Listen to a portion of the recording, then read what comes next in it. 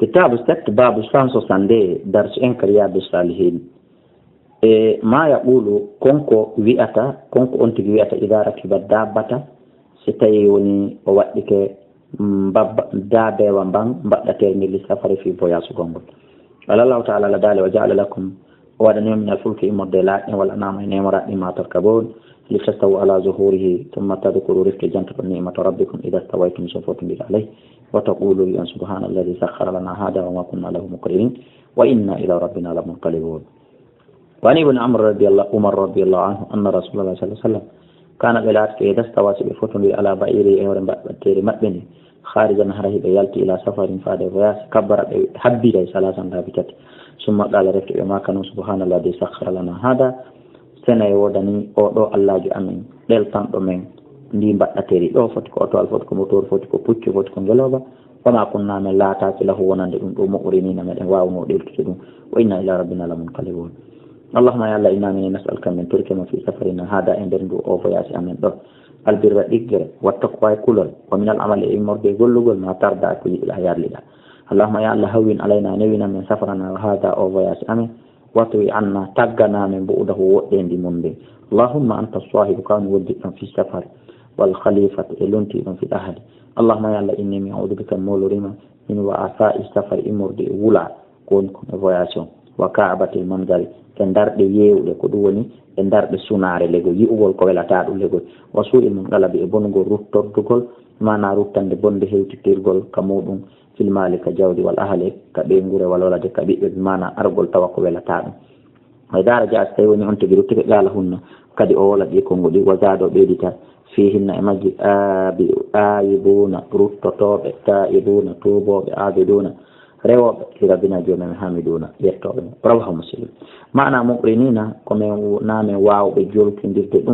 دون أي متيقين نام تاق نادي دون والوعثاء كيتي ولا بفتح الواو وإسكان العين المهملة وبالثاء المثلثة وبالمد سبو واو ودادهم poccalle e ayni weltindaɗo mo toɓɓa ka on e sa sallasa toɓɓe tati jeɗen e maddu pooɗa ɗon wiya ɗum a shiddatu imana ko sattede ko woni kon e voyage o wal kaibatu yeewugol bil maddi saabu maddu ko pooɗa kon wiya kaiba waya ɗum tagayyiru nafsi ko waylugol waylagol wonkiki min husunin immorde suno wona hali e ko nanta tawi wal min qalabu ruttorde el marjiu ko ruttorde. وعن عبد الله بن سرجس رضي الله عنه قال كان لا رسول الله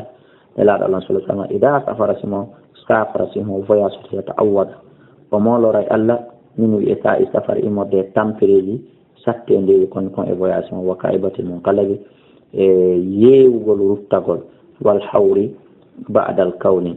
والحور أونيغل بعد الكون باو لا تقول فيه ودعوة المظلوم الدعاء toñaɗo wa sawa'il manzari e bonugol wa su'il manzari e bonugol dar e fil ahalika ɓe ngurewal malika jadi rawahu muslim. hakada koni huwa ɗum fi sahih muslim ardi ka sahih muslim alhuri ba'da alkawni hiɓe firande wo binnuni saabu nunu on wa kada kono ni kadi rawahu tirmidi imam tirmidi filliri ɗum won nasai qala tirmidi wa yurwi imo filli alkawru wi'ugol kawru harana kawni بالرأي تبو أردو الراء وكلاهما فوق مجي له وجه هدي ودني بمن. قال العلماء جمع رأيان ومعنى بالنون معنى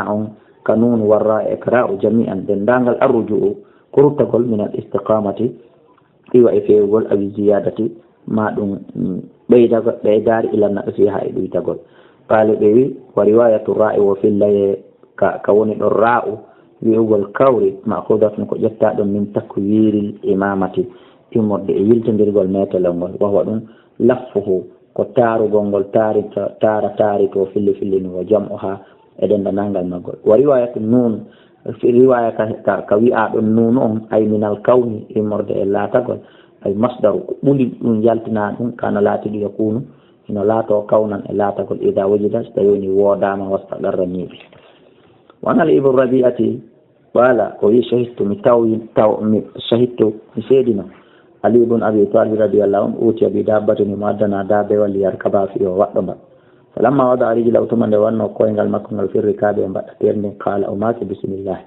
فلما استوى أولا فقد على زارها هور مبا قال الحمد لله الذي سخر لنا هذا وما كنا له مقرنين وإنا إلى ربنا لمنقلبون.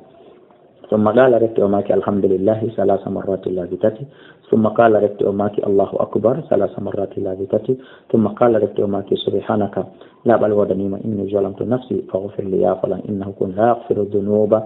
ألا يغفر البكات إلا أنت. ثم ضحك رفت أجلي فقيل إنا باع بين الإسلام إلى المؤمنين من أي شيء ضحكت وفيه من جلانده.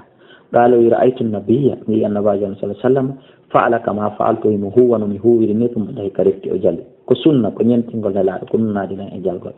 فقلت إني من كده ملاندي يا رسول الله من أي شيء ضحك تكون من جلانده.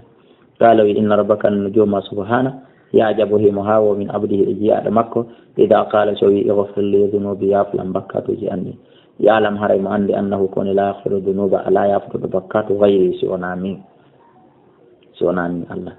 الله مهاو. رواه أبي داود الترمذي وقال حديث حسن وفي بعض النسخ حسن صحيح وهذا لفظ أبي داود والله أعلى وأعلم.